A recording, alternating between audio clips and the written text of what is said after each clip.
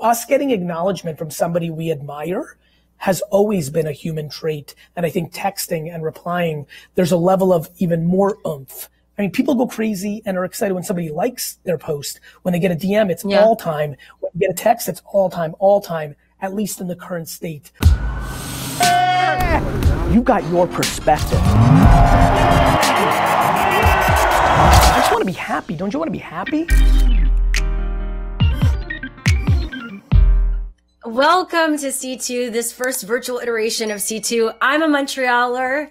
I'm Shira Lazar and was at C2 last year in person, so it's great to be involved again from Venice, California, basically in my bedroom. Makes it, I guess, a bit easier. I also want to say hi to everyone joining from around the world. Let us know where you're from in the chat, although I'm very sad that I can't be home. So this is good, but it would be nice to be home with my family and all of you right now. But this is good enough, of course. With that said, audience interaction is at the core of the C2 experience. So I encourage you to submit your questions for Gary on the right-hand side of your screen. I'll be asking some of these questions towards the end of the session. So thank you again for joining us and interacting as well. Gary, it is so great to see you in these crazy circumstances right now here at C2.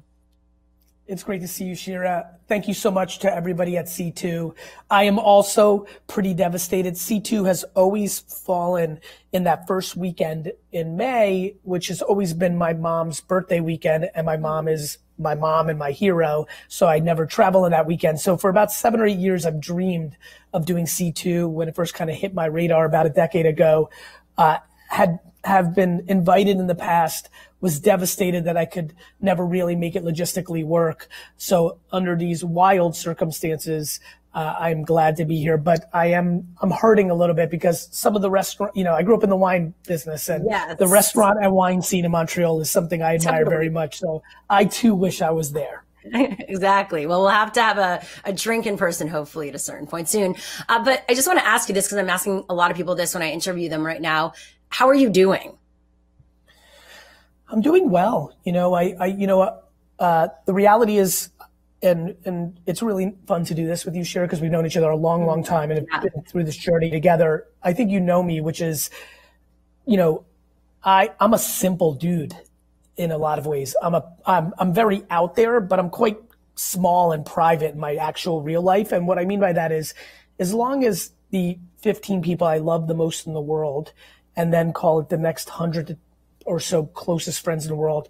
Luckily, that graph has gone through this process so far with a bunch of health and nothing that it has really caused deep despair.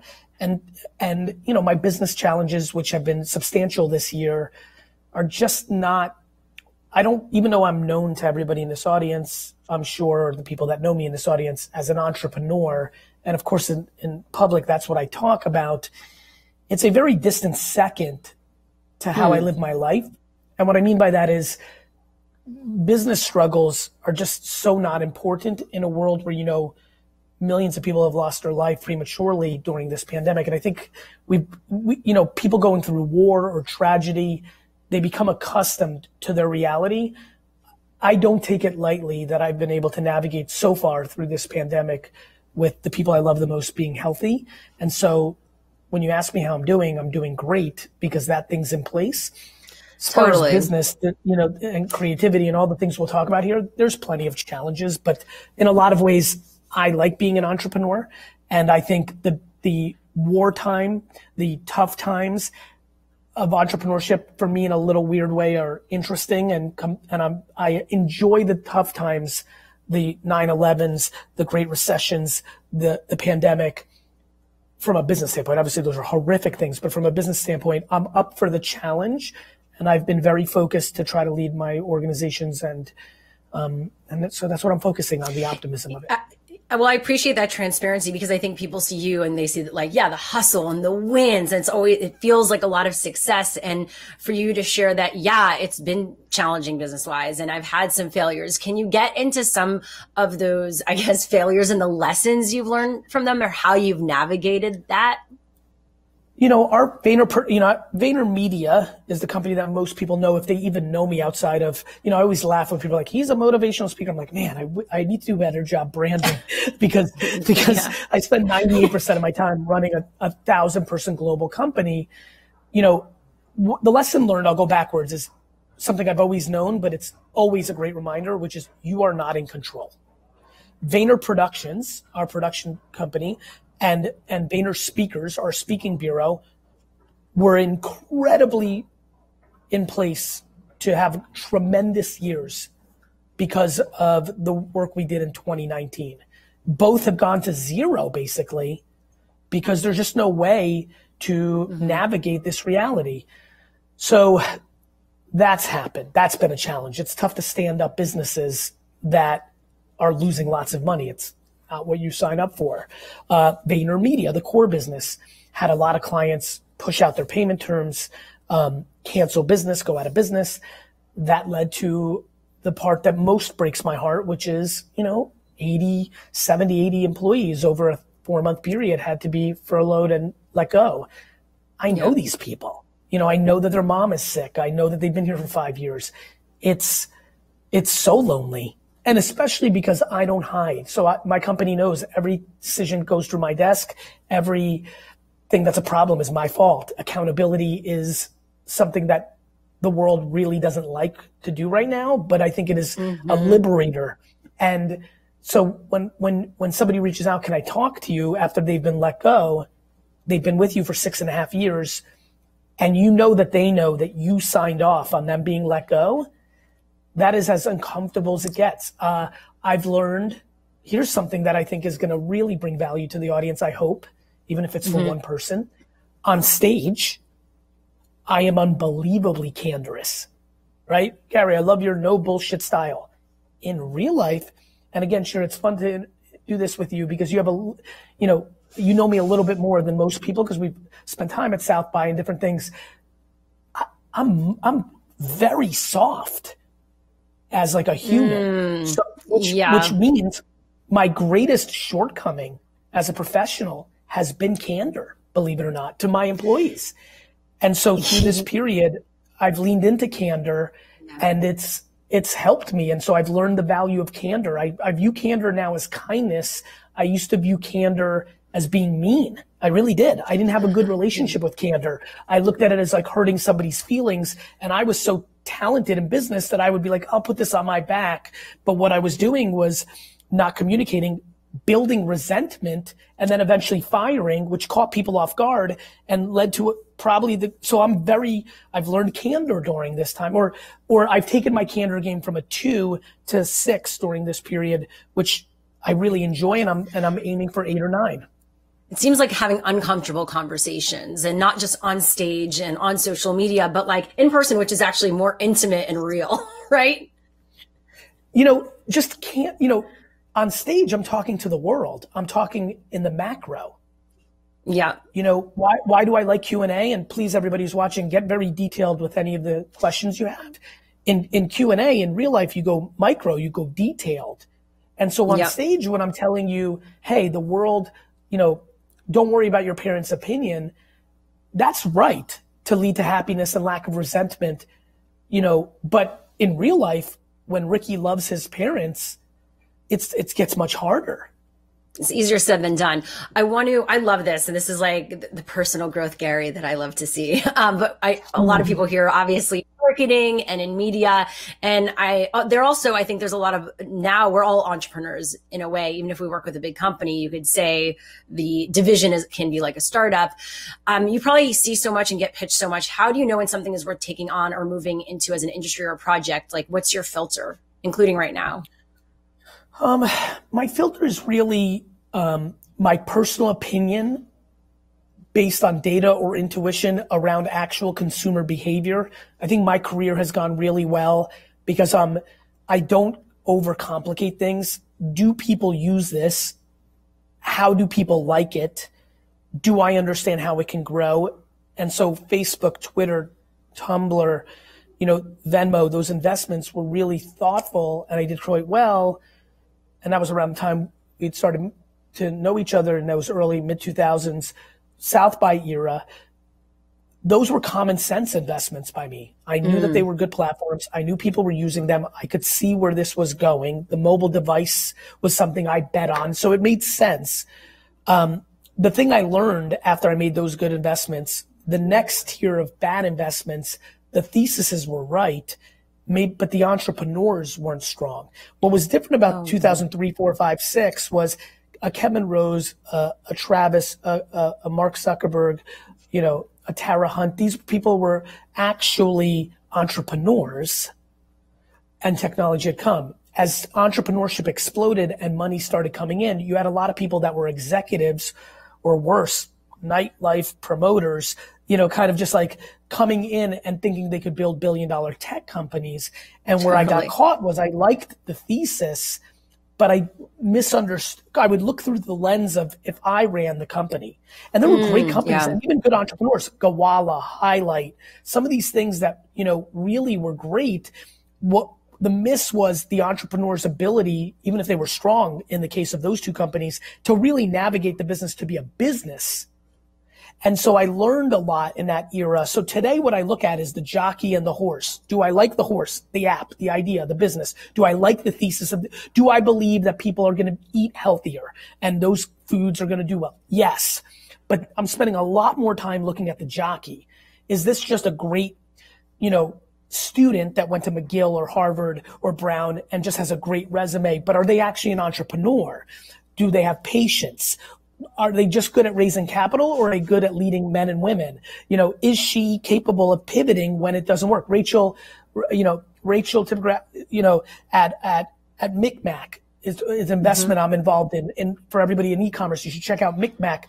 I knew Rachel was capable.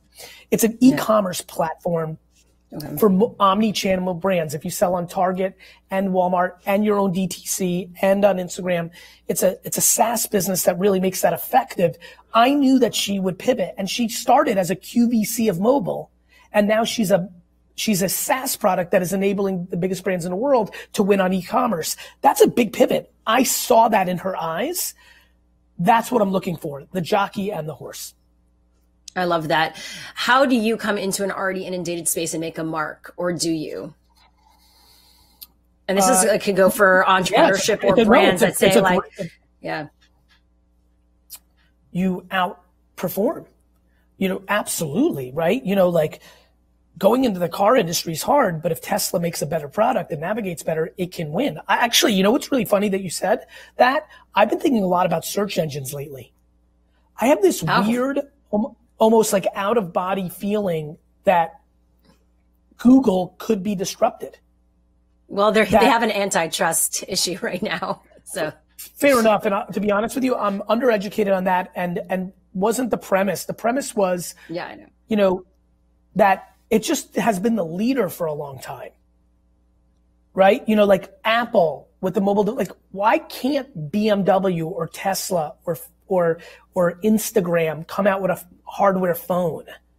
Or something left field. Two young gals in Berlin just are hardware geniuses. I think people get caught. I made a lot of smart decisions, money, business success on understanding that people looked at print and radio and television and they put it on a pedestal and they didn't see Facebook and Google. I now am actually starting to feel that Facebook and Google and Apple are now the vulnerable. And I'm kind of getting excited for who wants to go, like who's going to make the greatest TV set that's fully integrated for shopping. Like they just feel, I don't know what it is, but kind of, and then my hairs are going up my back right now. I think some of the biggest things we know are on the precipice of being disrupted, or things like Microsoft. I mean, I'm very impressed by Microsoft the last 2 years, 3 years with their new CEO, just being more contemporary, making good macro decisions, LinkedIn, tripling down on gaming. Like, so those are the things running through my mind. You can disrupt by just outperforming. I mean, that's well said. And then I think also understanding those communities, like not coming in, like if you're coming into TikTok, it's already, there's a lot going on. You need to be embedding yourself and having people oversee that project who are in that community. I think also that's where companies make mistakes sometimes. For sure. And look, you're an early mover. You and I talked about Musical.ly and TikTok 3 years ago. right? So you've had a career, YouTube, and you and I with video, YouTube Vidler, those days, you've always had a strong knack at understanding where the consumer's attention was early. So you've been able to now, we're not as young as we used to be, Shira. So we've now had some reps. Speak for myself. I know. I was trying to set up. Anyway, I think that what you've seen is, you're exactly right. And the flip side, there's just different dynamics. The greatest commercial that Ocean Spray has ever made was made by Dogface, for them. So you just have all these dynamics of creativity, back to the macro context of this festival. Yeah. I think being an entrepreneur is actually wildly creative if you're an entrepreneur. I think a lot of people view themselves as entrepreneurs, but what they are is operators. They're very good at Excel sheet, finance, raising capital. And so I think inherently entrepreneurship is one of the most creative things of all time, because everything is a blank canvas. Everything's a blank canvas for me. I'm always looking at angles of like the not yet established, because that is always where the most excitement is. And I think a lot of people watching right now can resonate with that statement. Yeah. And speaking of TikTok, because I want to get into some platforms that right now are hot, but where do we see them maybe in a year to even more than that? So with TikTok being very politicized, even almost shut down, where do you think it is headed in the next year from now? Should people be putting their efforts into that? I think that putting your efforts into something's always fascinated me, because when Seinfeld or MASH or The Cosby Show were the #1 show on television, people ran commercials, right? When Sports Illustrated was the biggest magazine, or Vogue, you ran print. I have no emotion if Facebook, Twitter, LinkedIn, Instagram, Snapchat disappear tomorrow. I care that today they have an extraordinary amount of attention on them, and communicating organically or through paid media amplification of creative is a very effective and efficient way. And so if TikTok, listen, I did damage, meaning, let me use my own slang, I have to define it sometimes. I was able to build awareness and growth on Vine, on Social Cam, on Plurk, on Vidler. Those things don't exist anymore, and that's okay. Facebook used to be my Facebook fan page was my religion 48 months ago. I haven't even thought about it in the last month, which is actually something I'm trying to change, and so. Well, yeah. How do you know, like, Gary, how do you know when to stop those things? I think that people are like, I don't want to stop because then I'll get out of the algorithm. Like, when do you know to take breaks on those platforms? Or when you're not happy, it's funny, even when you said hustle earlier, when I talk about work ethic, AKA hustle, I talk about it from a happiness filter. I've been very sad that people have tried to bucket me into like hustle porn or burnout. I really have, because if you look at every word out of my mouth, not the energy in which I deliver it, but the words I've talked about. It's about the happiness of your process. This is a very big deal to me. So the answer to your question is when do you stop something? When you're not happy. If you're opening Twitter and you're anxious, I don't care how well you're winning on Twitter business-wise. You need to find a different relationship with a different platform, or reassess your relationship with the platform. That is the main reason you should stop. The second reason is if you don't have unlimited resources and time, you need to look at the platforms that are most achieving what you want, whether that is money, whether that is happiness, hopefully happiness over money, whether that is awareness growth that you may later use for happiness, whether that's raising money for your PTA, running for mayor, selling a sneaker. You have to reverse engineer what you're about. For me, this is, and again, something and I keep referencing this because there's not that many people that actually know me more than what they see online. The reason South by worked for me is, and you've seen it, the reason there was a secret wine party is I love people. The reason social media worked for me is I loved people. I love spending hours in comments and replying. The reason Community, the app, works for me is I like texting people. 212-931-5731. And so I like people. So it's worked for me. But if you don't force yourself, or if the platform started off fun for you, Instagram, because it was photography, but now it's influencer life and you don't like it, you don't have to. What you have to do is force yourself to debate how happy you are. You don't have to do anything other than strive for that, because it really matters. But then if you have a company in the end, don't you need to just overcome that hump and say, this is what I need to do to build my company? Listen, I'm a fan of being able to create skin to deal with adversity. But I see a lot of people that have a $3 million a year business go for 5 and love it at 3 and hate it at 5. What I think people need to do is try to find a financial happiness graph and then live their lives within those means. So to me, what I think a lot about is, you know, yes, there's things you have to do, but a lot of times people feel they have to do something for their business because they have a BMW and a fancy house and they want to buy a $6,000 pair of shoes. My debate in that analogy is, hey, maybe if you didn't spend money on things that are closing the gap of your happiness and actually lived within the means of a business or a job that makes you happy and you lived within those means, maybe then you could have a very healthy circle instead of what I see a lot, which is people think success is money, and then they start buying things because they actually need those things to cover up their unhappiness, and it becomes this vicious circle. I think this is about managing your own P&L, you know, not getting too into debt. It's why I worry about college a lot. College for a lot of people brings no actual value financially, maybe spiritually or happiness or fun times or memories. And what it does is it starts them off in a place where they have to strive for money, and they're never able to get out of that mistake, and they're 42 years old, still in debt, and lived a life doing something they didn't love, but they thought they had to do it to pay down their debt. Yeah, it gets people started in scarcity. You're saying really resonates, and like I could get into that, but I'm not going to get into it too much. But I think that hopefully everyone on a personal and professional level has taken something from that, because I do think that money brings anxiety, and the minute you take that anxiety out and you simplify, there's actually a lot of freedom, including creative freedom. That's where creativity can thrive. And so I want to, you know, because we do have a lot of real quick. Yep, yeah, what? real quick. Yeah, what? Yeah. I think when you look under the hood of pure entrepreneurship, those women and men love the process. I was 34 years old before I made a video. I just loved building my dad's liquor store for him. I loved it. And entrepreneurship and creativity have become convoluted a little bit, and people think it's about money, and the demonization of that is unfortunate, but I understand it, because a lot of people do go in there with a very unhealthy starting point. But I think when you get back to process and enjoyment of it, you know, this is why I still garage sale. I actually enjoy it. People make fun of me on my content. I know. I can't believe that. I am amazed. Like, so you're doing the garage sales. You have your cards right now, which is mind blowing. Is there a business around cards? Like, should companies be like, I'm going to make a card now? Because there's a huge business around that now. There's moments around cards, and you know, I think Pokemon is some of the most creative stuff, and yeah, I think you watch trends, and do I think that like influencers should think about starting their own card lines, and do I think brands should? Yes, I do. And then by the way, like Pogs, like cards, like fashion, sometimes jeans are low and baggy. Other times they're tight and high. Like, it just evolves. And if you're not signed up for the evolution of creativity, well, then you might as well change your profession.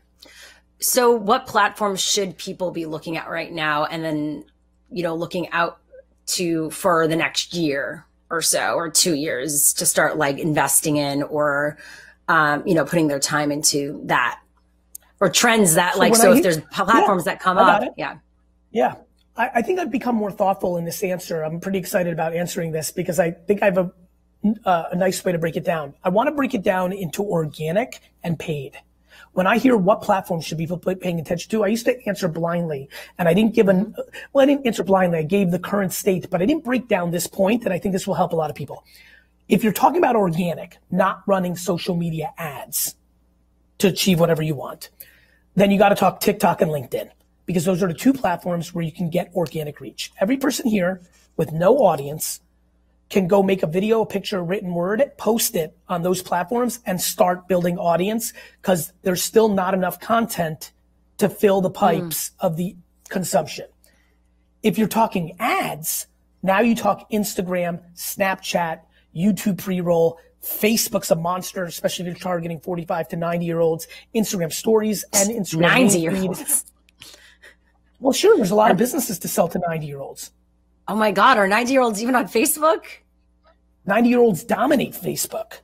Facebook 45 to yes, 90, sure. One day you'll be 90, and you're going to want to be on the Facebook at the time, because you're going to care about your granddaughter, and you're going to care about this, and you're going to care about issues and memories and connecting with your long lost friends from 60 years ago.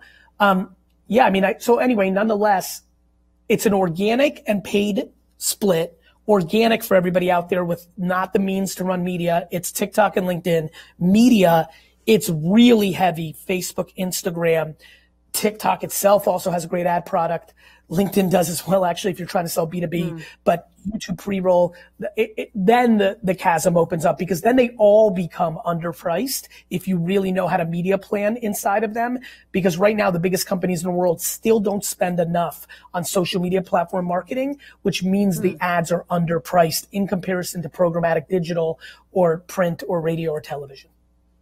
But do you see brands wanting to have a more like holistic spend? So they'll go to an agency and say, okay, we want you to handle all of it. Like it'll be the TV, print, out of home, social, or do you see it still as divided? It goes both ways. You know, I'm very proud of where VaynerMedia is. We came from community management and social to now doing 3 Super Bowl spots last year, full creative AOR for Scott's, where the media and creative AOR, like the Mad Men era. So we've definitely evolved up.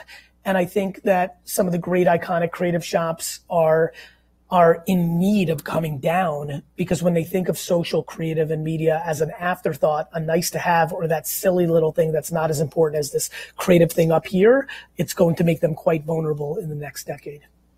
Yeah. What do you think of texting platforms like you mentioned, Community, that you're on? How can brands and companies use that? I mean, I launched something for my dad called Wine Text. Anybody who buys wine, please sign up for Wine Text. That has transformed his business in 18 months, has literally brought the business back to the levels of when I was there in my prime. Wow. So I think using text the way we use email is showing results like the late 90s, huge open rates, huge engagement, huge conversion. We'll ruin it like we did with email over the next decade. Hopefully we learn from email and we don't just make it spam, offer. So what's the strategy around that so you don't troll people? Because like I feel like, but I'm a bit older, so getting texts as like promotion or from brands, it's weird to me because it's such a personal feed. Not if it brings you extraordinary value, right? The reason wine texts work, for example, is we're selling $80 wine for $30. Period. End of story. And so because we only have to offer 365 wines a year, we're using our buying power. We're throwing a huge buying team at it, and we're able to get that. And so it's not going to be weird if you get your favorite product for a disproportionately better price. There you go. Like it's what about about value you though? But like you're everywhere. How are you making your brand different over text? I'm replying, and something about the intimacy of getting a versus text a DM. Sure, versus a DM. Sure, when I tell you that if Randy the Macho Man Savage texted me back in 1987, I'd still be talking about it. Heck, I'm making pretend it happened right now and I'm still talking about it. When you care about somebody and they text you back and it's not a bot, that gets exciting. And I think we all appreciate an acknowledgement, a wink, a head nod, a looking up when they signed a book and saying hi, whatever. Us getting acknowledgement from somebody we admire has always been a human trait. And I think texting and replying, there's a level of even more oomph. I mean, people go crazy and are excited when somebody likes their post. When they get a DM, it's all time. When you get a text, it's all time, at least in the current state of communication. We're about to get to your questions, and please continue to include them in the comments, in the chat. What industries are interesting to you right now as an investor? I apologize, one more time. What industries are interesting to you right now as an investor? Direct-to-consumer brands that are actually sustainable and aren't just good at internet CAC and LTV numbers, but are actually holistic in building brand and building macro LTV. I think every category, soap, glasses, toothbrushes, rings, every single category will have winners over the next 20 years in the consumer product land. Anything you buy at a Costco or a Sainsbury or a Walmart or any big store around the world every product in those stores, convenience stores, every product in those stores will become something that goes direct to consumer. So there's unbelievable amounts of opportunity there.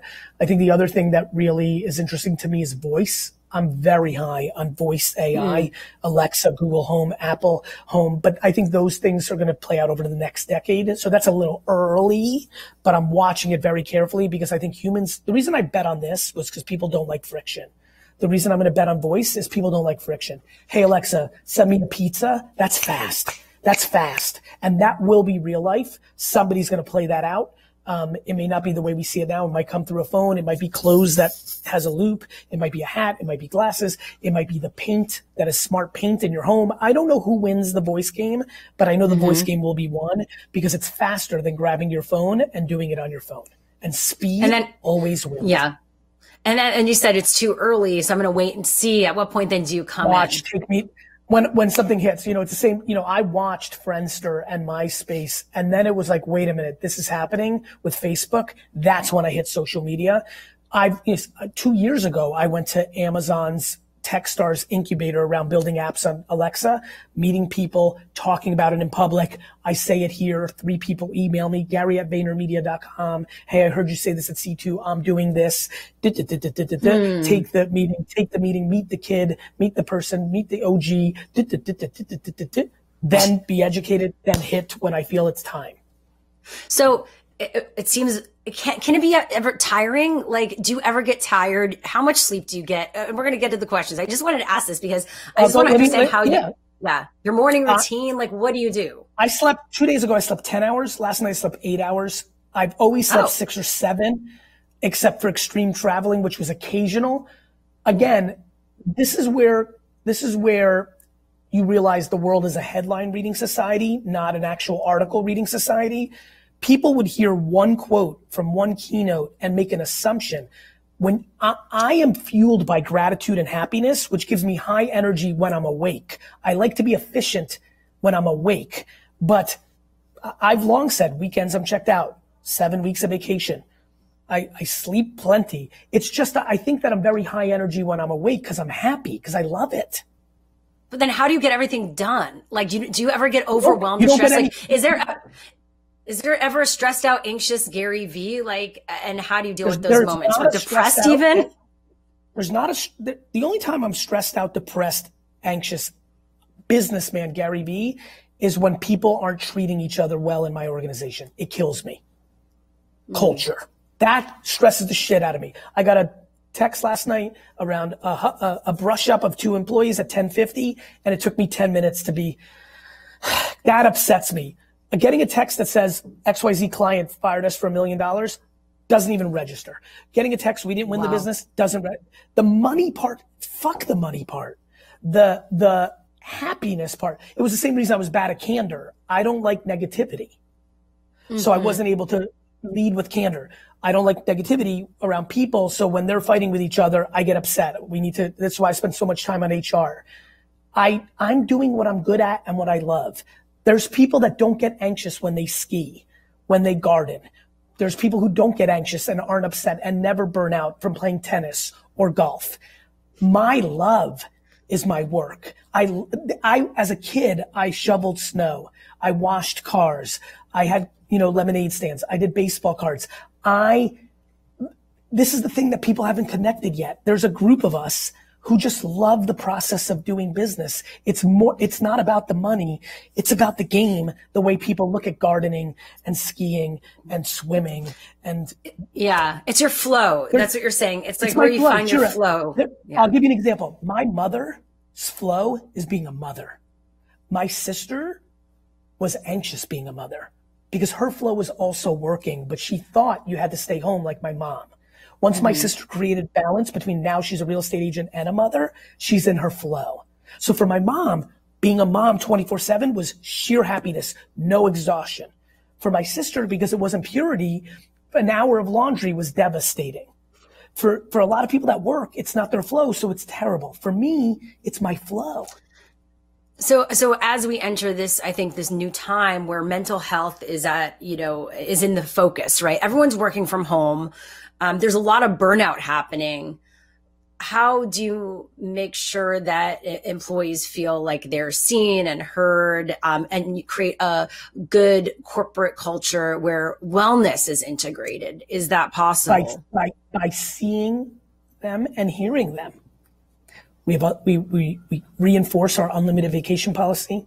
We talk to our managers about not creating unconscious bias and subconscious bias around people taking time, which is huge. We're implementing a really interesting thing. I own a site, 137pm.com. Please, everybody go check it out. A young male media site to complement purewow.com that I bought. We are now going to be implementing January 1st. It's the first time I'm saying this. My employees don't even know. At 1:37 p.m. Eastern every single day, we're going to be doing a guest 15-minute speaker that's going to come in on Zoom. And the reason I'm doing it for 15 minutes is if I do it at 1:37 p.m. and sometimes it's Shaq and sometimes it's Shira and sometimes it's somebody else coming in, whatever they're talking about for 15 minutes. If it's at 1:37 p.m., my hope is that means at 1:30 to 1:37, people will take 2 seconds and just recalibrate because people are just going Zoom, right? And so I'm hoping to break up patterns, right? Then the 15-minute talk, you got another 8 minutes. So I'm hoping, and by the way, they don't even have to tune in for the 15-minute keynote. So I'm almost mandating a 30-minute break with this concept. So you're doing some things from the top, but most of all what you're doing is you're reminding people that life is a self-awareness game, that a lot of people are blaming companies, but it's actually their own insecurities that they were parented on that are manifesting through the way they're handling their work. So we want to blame technology. We want to blame the bosses. We want to blame the government. But what it really is how we were parented and who we actually are, because we have anxiety everywhere. We're just bringing ourselves to work. This world is just exposing us. Technology is exposing us more so than it's changing us. People want to go there because they don't want the accountability. It's more fun to blame than to be accountable. Sure, it is more fun to blame. Pointing fingers is a fuckload more exciting for people than pointing thumbs. Pointing fingers is a lot more fun than pointing thumbs. And the more you point thumbs and take on accountability and do self-reflection and self-awareness and then deploy self-love and realize other people have shortcomings too, then you can get to a place. Then the blame game is a depressing game. Yeah. You're preaching to the choir here. I agree. And then my hope is that we can all come together to make sure we're all seeing that because, it takes a village. It takes a community to make change right now. Yes. We do have questions. Real quick, but the biggest part of the community is you with yourself. You lead by example. It starts with you. Yeah. It's if you're going to have help, you need to help yourself first and you need to create a framework that allows others to help. And that needs in its core foundation accountability. And I'm telling you, that is a huge unlock. Anyway, keep going.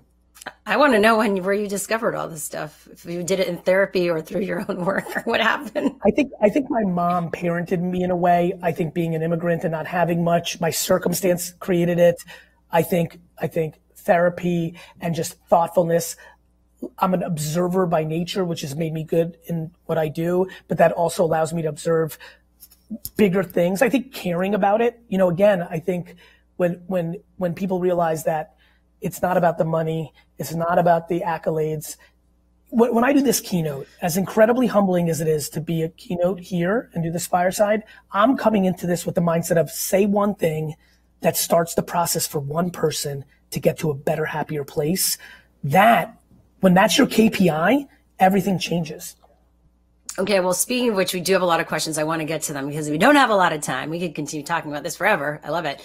So one question, what can virtual event organizers learn from Twitch? Are you into Twitch right now? I am into Twitch. I remember the day I went from Justin TV. I'm actually wearing a version 1 hat, the esports team I own with the Minnesota Viking owners, the Wilfs in this arena.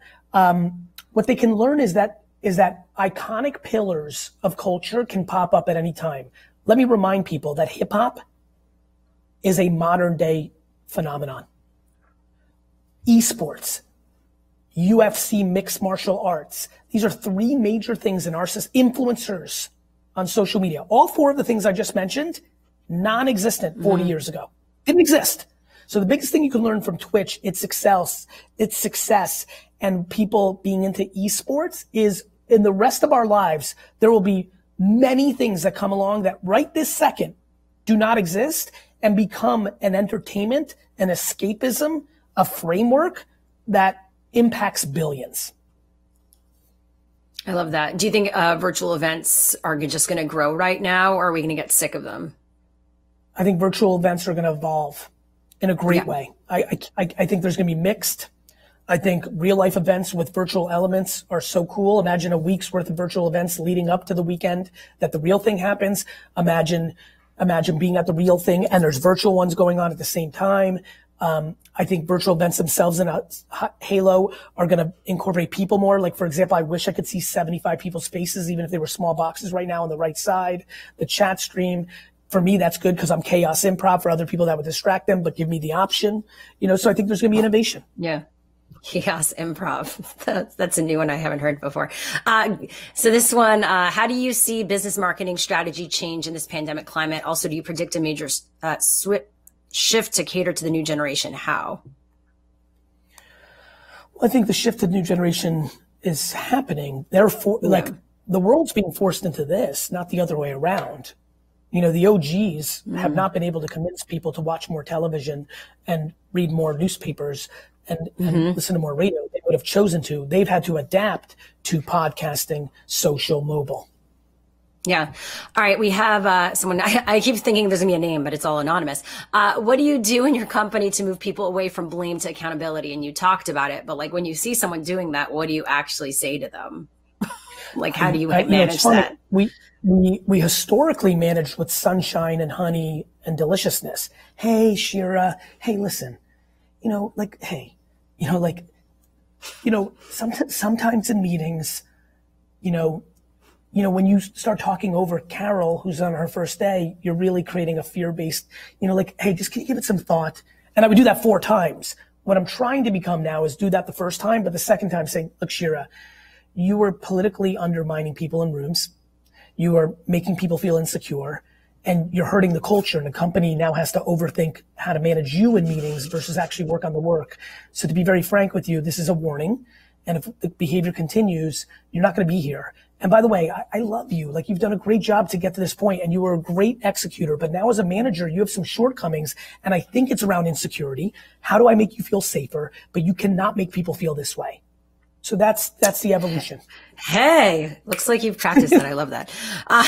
You mentioned that you keep an eye on anything that reduces friction or anything that makes things faster, but how do you balance this out with the growing hypotheses that human-centered design leads to harmful companies? That I think the conversation around harmful companies is immature. I think we're in the phase right now of the demonization, the social dilemma, this, that, the other thing. The reality is we are struggling with adding the second part of accountability. If you do not like what a platform is doing for you because of its lack of friction, you can unsubscribe it. I equate this conversation to alcoholism. We've had a very mature, we're now very deep in alcohol culture, that where now we talk about it is a disease for some people, which deserves a certain way to be dealt with. However, the majority of people are capable of finding their balance.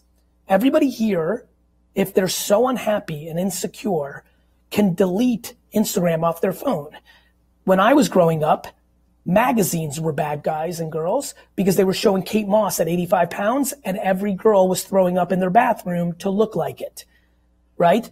So we were demonizing that platform. We have a very immature conversation around social networks right now where it was nirvana when you and I were there early, right? Utopia. Now it is this massively demonized thing. The answer is absolutely in the middle, and it centers around accountability. Like, parents that allow their children to be in their room, locked in their room for 15 hours want to blame the phone. How about you actually communicate with your child and you take time out of your day to actually have a relationship with your child instead of blaming Snapchat? It's fascinating. And that's why, so what do I think? I think that people, we have this conversation around fast food. Fast food is inexpensive. It's very convenient. And our society has learned how to balance when to eat chicken nuggets and when not to.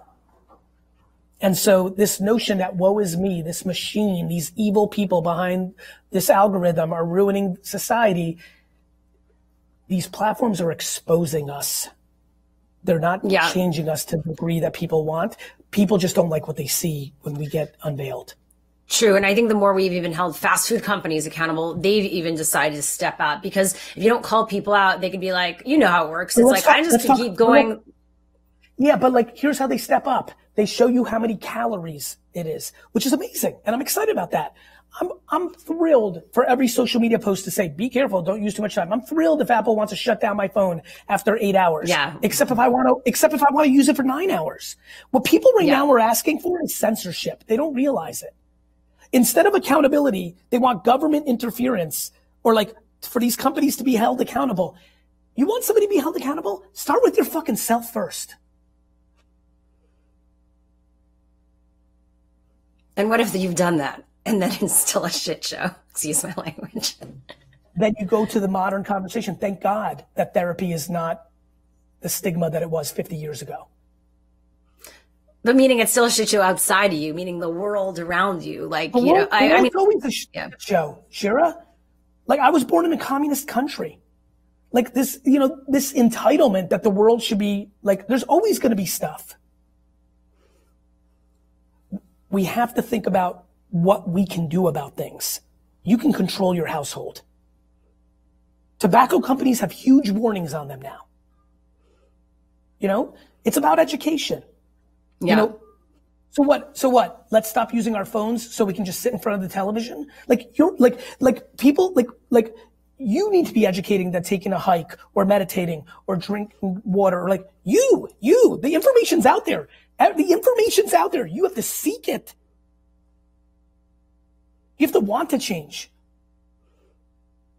Yeah. I mean, I think and we can get into this also. This is like so many interesting, kind of conversations, because I agree, but I think the more it becomes the norm to ask for those things and the more people are pushing for it and leading by example, then corporate culture kind of steps in and goes, they realize they need to do it too. So it's like, it kind of works in a balance, like in a relationship, right? It needs to be but to your point, symbiotic. But corporate follows humans. If everyone becomes available, everyone talks all this talk on keyboard warriors, but their actions are different. You know how many Americans are about to not vote in a week? Vote, by the way, if you're in the US. Who have talked nothing but unlimited amounts of shit in either the left or right direction for months and will not vote on Tuesday? The hypocrisy in human society today is laughable. Accountability will help so many people. Go ahead. So what do you think of companies making statements supporting activism that may not be genuine? How can companies promote transparency and empathy in these efforts without sounding like they're just jumping on the bandwagon for sales? And I'm sure you probably dealt with this with companies you worked with as this whole summer. Nobody cares about your Facebook ban if you're not doing the right. It's just so silly. The answer to the question is a great one. By living the truth. You're way better off not saying something if you're not there than saying something and being half pregnant or being fake. It's like when NFL made a statement. That's right. That's right. Gary, besides being a Jets fan, what has been the worst investment of your time? By the way, I love the person that asked that. Let me just tell everybody, if you want an insight to me, being a Jets fan has been the greatest investment of my time because I actually enjoyed the journey. Back to everything we've been talking about for the last 45 minutes. I don't think of things as wasted time. If you talk in money standpoint, I spent the first 13 years of my life building an enormous business for my dad and left with nothing. Nothing. Had to start VaynerMedia in a conference room at Buddy Media because not only did I build a huge business for him, if I wasn't a family member, I would have at least got paid well, for building something from 3 to 65 million. When you build a family business for your parent, you're not making a lot of money because nobody does in a family business because the business is the other child. And so, but I think of that as the greatest use of my time. My dad is going to die one day and I'm going to sit there after my massive cry session and say, thank you, God. Thank you, God, for letting me work in that store from 14 to 34 so much. I have so many more memories than my brother and sister have or that I could have. And so I think it all depends on how people think about wasted time. I think 0.0 about wasted time. I do not fear wasting a second. I like to be efficient, but I never critique what I did as a waste of time because it gave me experiences, happiness, escapism, financial. They all go in different buckets. There is no wasted time if you choose to not think of it that way. What are 3 things you wish you knew when you were starting VaynerMedia? That's a great question. I wish I knew something about the advertising industry because I came in raw.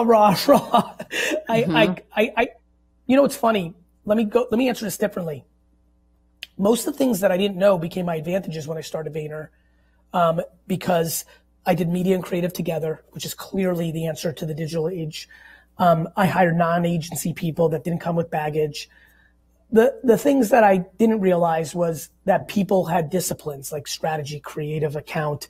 And I thought too omni. I thought everybody could do everything. And that wasted some time, but not really because I learned from it and we are who we are today. Those are the themes more so than three things I wish. Yeah. Do you think Instagram Reels is the same opportunity for organic as compared with TikTok? What do you think of all these new features Instagram always comes out with just to compete with other companies? I think it's smart. I think if Instagram didn't come out with stories, Snapchat would be the biggest platform in the world. I think it's smart. Yeah. They don't all IGTV. Yeah. You know this, Shira, like they don't all hit, but let's not be confused. Instagram stories disproportionately changed the outcome of Instagram and Snapchat. And so for Facebook Inc., that was good. I think Reels has more organic upside within the Instagram ecosystem. Ironically, something me and my team, I was making fun of myself with my team 2 days ago because I don't make as many Reels as I should. I don't even really have the full answer yet, but within the Instagram ecosystem, I do think it has more potential. I don't think it has more potential than TikTok as a macro. So I would answer no, I don't think so. What do you think about the trend of internalization of ad agencies services within companies? I think it's going to ebb and flow. I think, brands are going to build internal shops. They're going to realize the strengths and weaknesses of them. And I think you'll see brands have mixes of external and internal partnerships.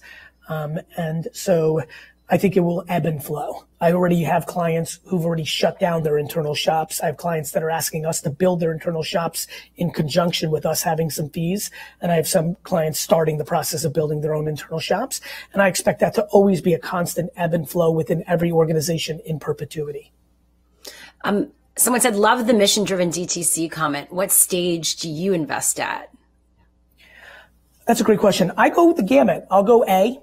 Or seed, excuse me. If you show me an entrepreneur where she's already done something twice and this is her third rodeo and she's done it successfully twice and she's the most passionate about peanut butter, you'll see me write a check before she's done with her pitch.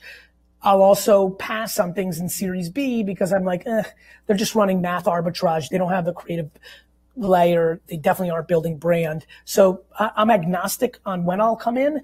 I'm just looking for certain characteristics. Someone says, I'm a huge fan of yours. What advice would you give to a 37-year-old mom of 3 who just finished her degree and wants a career change? Where do I start? LinkedIn. Make unlimited content on LinkedIn of your opinions and observations of the new industry you want to be in, whether it's in video, written form.